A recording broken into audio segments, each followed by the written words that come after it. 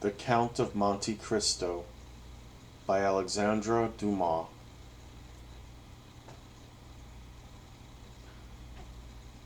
Chapter 1. Marseille. The Arrival. On the 24th of February, 1815, the lookout at Notre Dame de la Garde signaled the three-master the Pharaon from Smyrna, Trist, and Naples.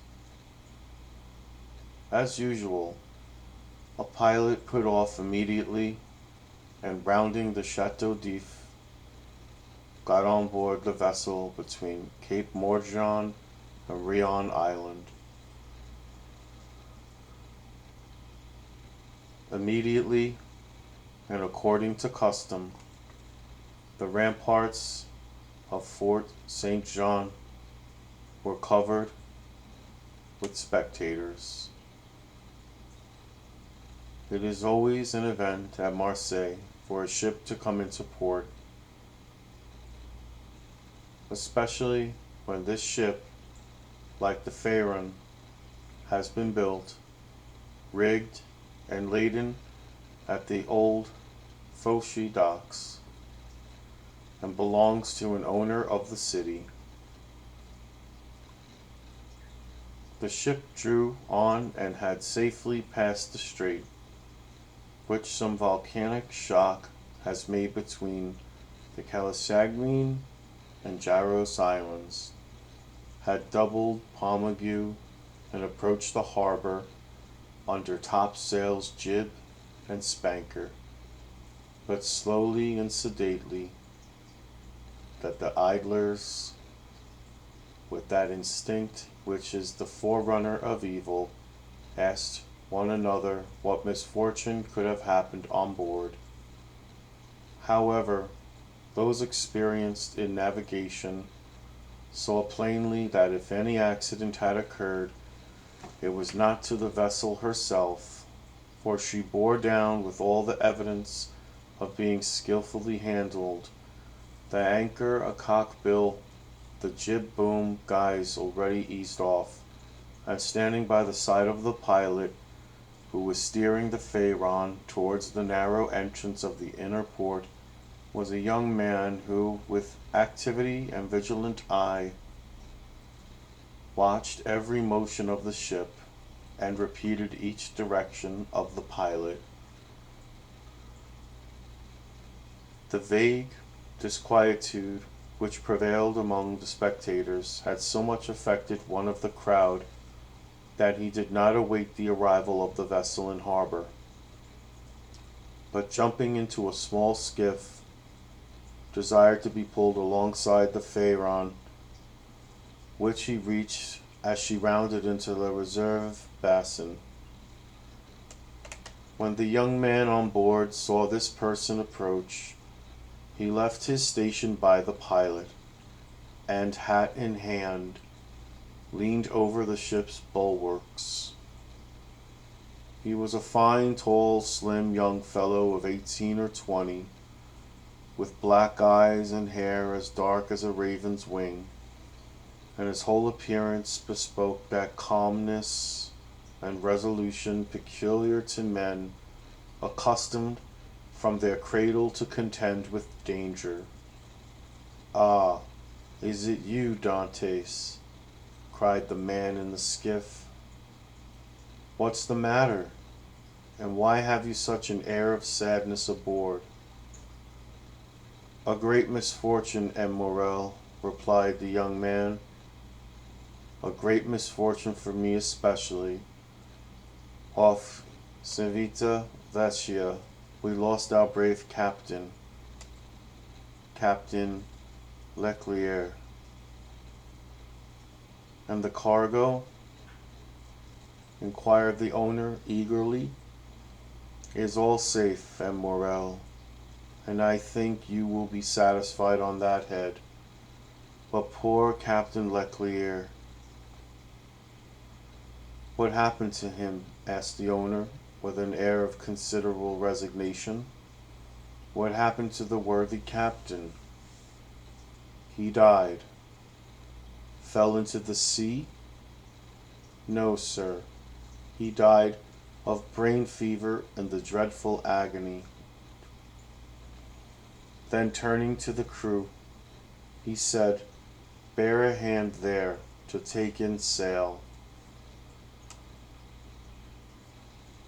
All hands obeyed, and at once the 8 or 10 seamen who composed the crew sprang to their respective stations at the spanker brails and outhaul, and topsail sheets and halyards, the jib downhaul, and the topsail clewlines and buntlines.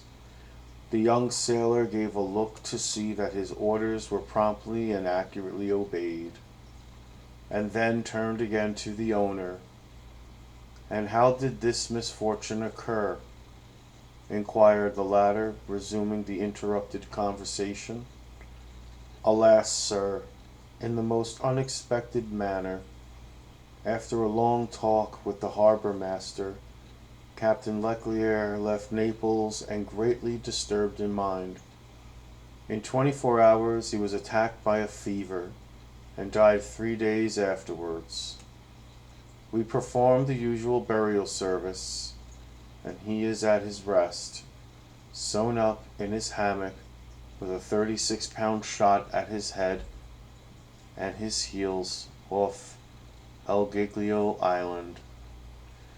We bring this to his widow, his sword and cross of honor. It was worthwhile, truly," added the young man with a melancholy smile, "to make war against the English for 10 years, and to die in his bed at last like everybody else."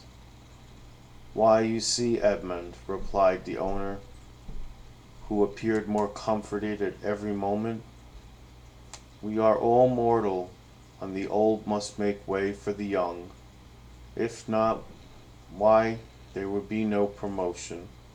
And since you assure me that the cargo is all safe and sound, and Morel, take my word for it, and I advise you not to take 25,000 francs for the profits of the voyage." Then, as they were just passing the round tower, the young man shouted, "Stand by there to lower the topsails and jib, brail up the spanker." The order was executed as promptly as it would have been on board a man of war. "Let go, and clew up." At this last command all the sails were lowered, and the vessel moved almost imperceptibly onwards. "Now, if you will come on board, M. Morel," said Dantès, observing the owner's impatience. "Here's your supercargo, M. Danglars, coming out of his cabin, who will furnish you with every particular. As for me, I must look after the anchoring, and dress the ship in mourning." The owner did not wait for a second invitation. He seized a rope with Dantès flung to him, and with an activity that would have done credit to a sailor, climbed up the side of the ship, while the young man, going to his task, left the conversation to Danglars, who now came towards the owner. He was a man of 25 or 26 years of age, of unprepossessing countenance, obsequious to his superiors, insolent to his subordinates, and this, in addition to his position as responsible agent on board, which is always obnoxious to the sailors, made him as much disliked by the crew as Edmond Dantès was beloved by them. "Well, M. Morel," said Danglars, "you have heard of the misfortune that has befallen us?" Yes, poor Captain Leclerc. He was a brave and an honest man, and a first-rate seaman, one who had seen long and honorable service, as became a man charged with the interests of a house so important as that of Morel and Son, replied Danglars. But, replied the owner, glancing after Dantès, who was watching the anchoring of his vessel, it seems to me that a sailor needs not be so old as you say, Danglars, to understand his business, for our friend Edmund seems to understand it thoroughly, and not to require instruction from anyone. Yes, said Danglars, darting at Edmund a look gleaming with hate.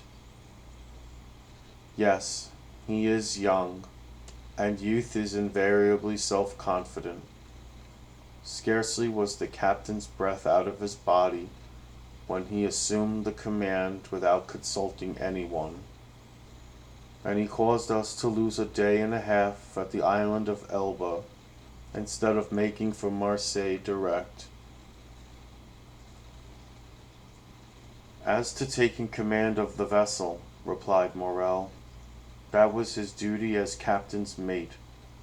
As to losing a day and a half off the island of Elba, he was wrong, unless the vessel needed repairs. The vessel was in as good condition as I am, and as I hope you are, M. Morel, and this day and a half was lost from pure whim, for the pleasure of going ashore, and nothing else. Dantès, said the ship owner, turning towards the young man, come this way. In a moment, sir, answered Dantès. And I'm with you. Then, calling to the crew, he said, let go. The anchor was instantly dropped, and the chain ran rattling through the porthole. Dantès continued at his post, in spite of the presence of the pilot, until his maneuver was completed, and then he added, half-mast the colors, and square the yards. You see, said Danglars, he fancies himself captain already, upon my word. And so in fact he is, said the owner. Except your signature and your partner's, M. Morel. And why should he not have this? Asked the owner. He is young, it is true, but he seems to me a thorough seaman and of full experience.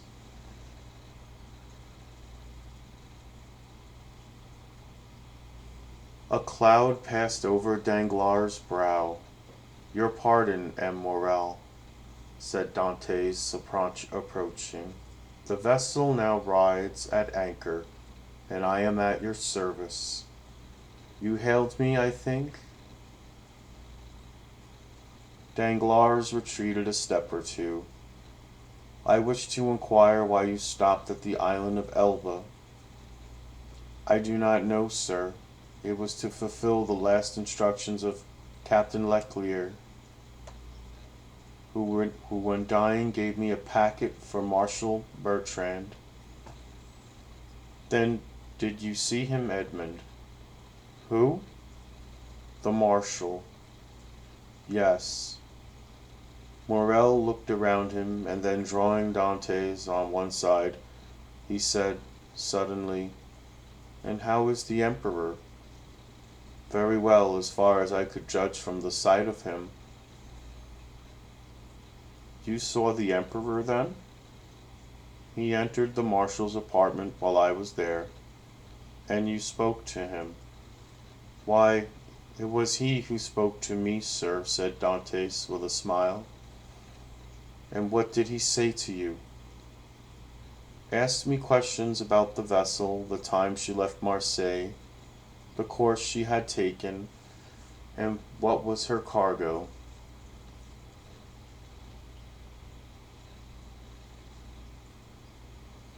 I believe if she had not been laden, and I had been her master, he would have bought her. But I told him I was only mate, and that she belonged to the firm of Morel and Son. Ah, yes, he said. I know them. The Morels have been ship owners from father to son, and there was a Morel who served in the same regiment with me when I was in garrison at Valence." "Pardieu, and that is true," cried the owner, greatly delighted, "and that was Poquelin Morel, my uncle, who was afterwards a captain. Dantes, you must tell my uncle that the Emperor remembered him, and you will see it will bring tears into the old soldier's eyes. Come, come," continued he, patting Edmund's shoulder kindly, "you did very right, Dantes, to follow Captain Leclerc's instructions, and touch at Elba, although, if it were known that you had conveyed a packet to the Marshal and had conversed with the Emperor, it might bring you into trouble." "How could that bring me into trouble, sir?" asked Dantes, "for I did not even know of what I was the bearer, and the Emperor merely made such inquiries as he would of the first comer. But pardon me, here are the health officers and the customs inspectors coming alongside." And the young man went to the gangway. As he departed, Danglars approached and said, "Well, it appears that he has given you satisfactory reasons for his landing at Porto Ferrajo." "Yes, most satisfactory, my dear Danglars."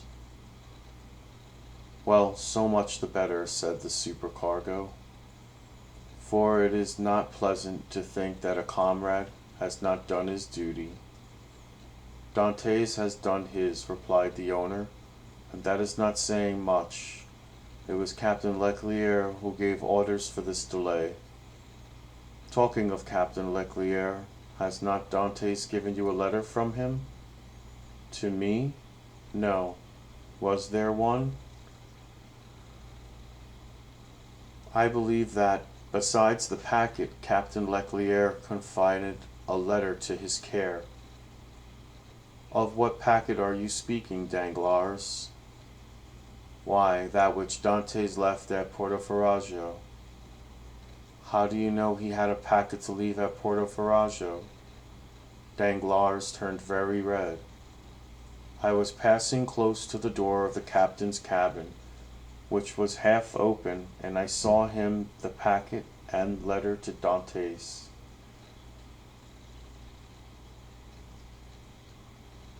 "He did not speak to me of it," replied the shipowner, "but if there be any letter, he will give it to me."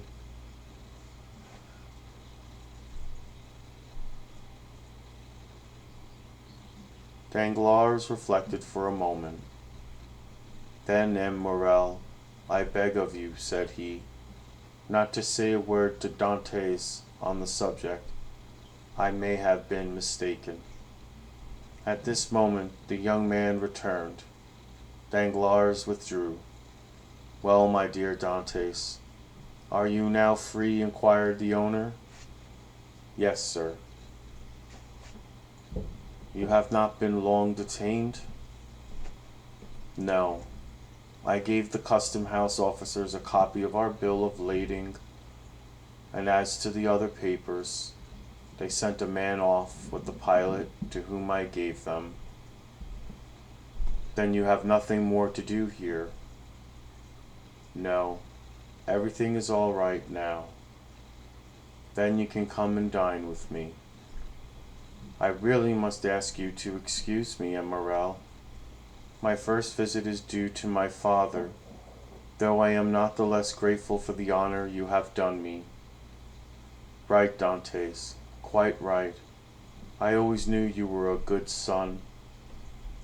"And," inquired Dantes, with some hesitation, "do you know how my father is?" "Well, I believe, my dear Edmund, though I have not seen him lately. Yes, he likes to keep himself shut up in his little room. That proves, at least, that he has wanted for nothing during your absence."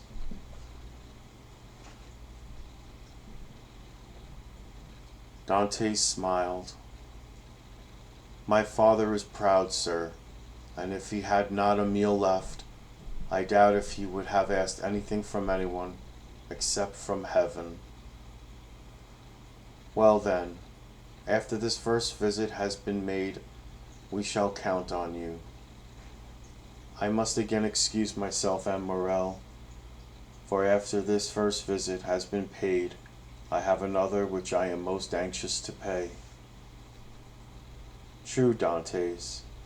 I forgot that there was at the Catalans someone who expects you no less impatiently than your father, the lovely Mercedes. Dantes blushed. Aha, said the ship owner. I am not in the least surprised, for she has been to me 3 times, inquiring if there were any news of the Pharaon. Edmund, you have a very handsome mistress. She is not my mistress, replied the young sailor gravely. She is my betrothed. Sometimes one and the same thing, said Morel with a smile.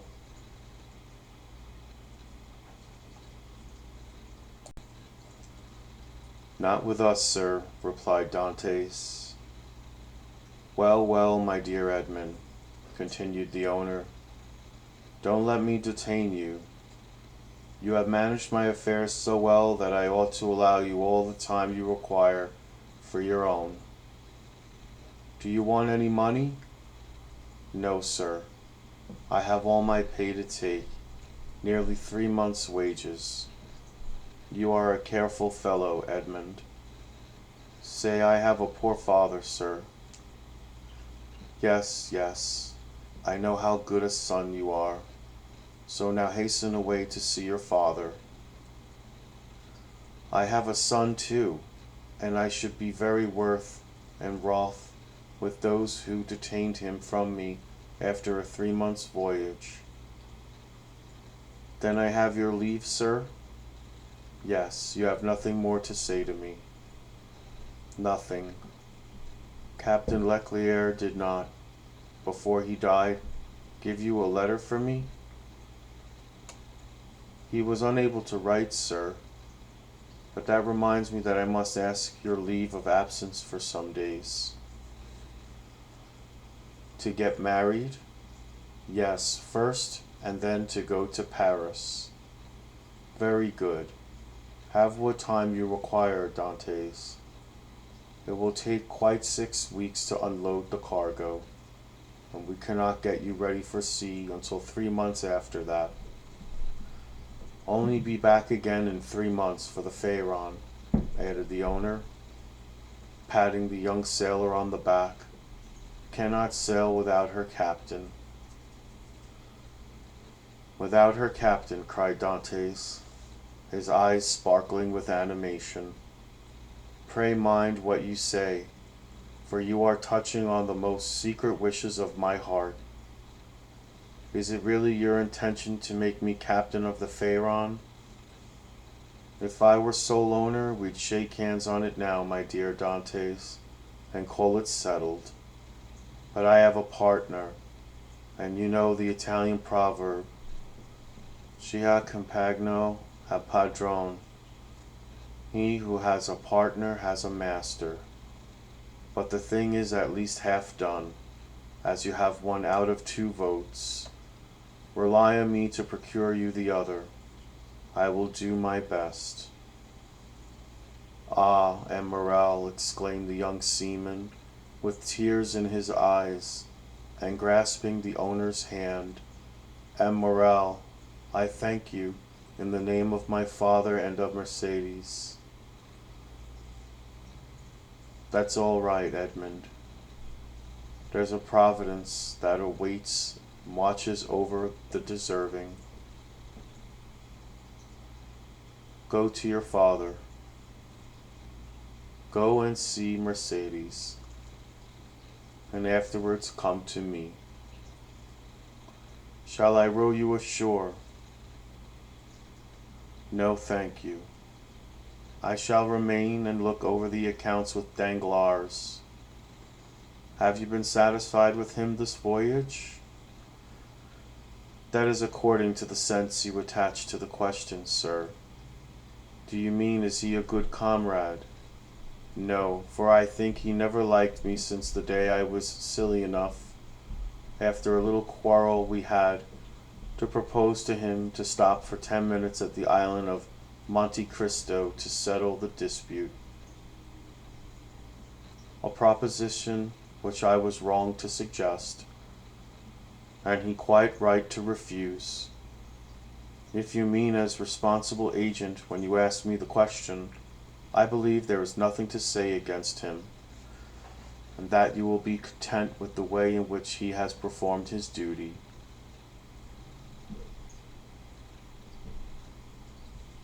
But tell me, Dantes, if you had command of the Pharaon, should you be glad to see Danglars remain?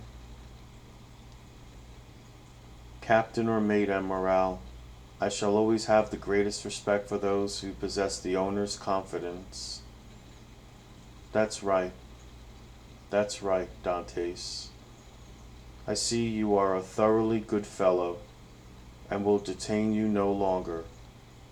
Go, for I see how impatient you are. Then I have leave? Go, I tell you. May I have the use of your skiff? Certainly. Then for the present, admiral, farewell, and 1,000 thanks. I hope soon to see you again, my dear Edmund. Good luck to you. The young sailor jumped into the skiff and sat down in the stern sheets, with the order that he be put ashore by La Canebière. The 2 oarsmen bent to their work, and the little boat glided away as rapidly as possible in the midst of the 1,000 vessels which choke up the narrow way which leads between the 2 rows of ships from the mouth of the harbor to the Quai d'Orléans. The ship owner, smiling, followed him with his eyes until he saw him spring out on the quay and disappear in the midst of the throng, which from 5 o'clock in the morning until 9 o'clock at night swarms in the famous street of La Canebière, a street of which the modern Phocians are so proud that they say with all the gravity in the world, and with that accent which gives so much character to what is said, if Paris had La Canebière, Paris would be a second Marseille. On turning round, the owner saw Danglars behind him, apparently awaiting orders, but in reality also watching the young sailor. But there was a great difference in the expression of the 2 men who thus followed the movements of Edmond Dantes.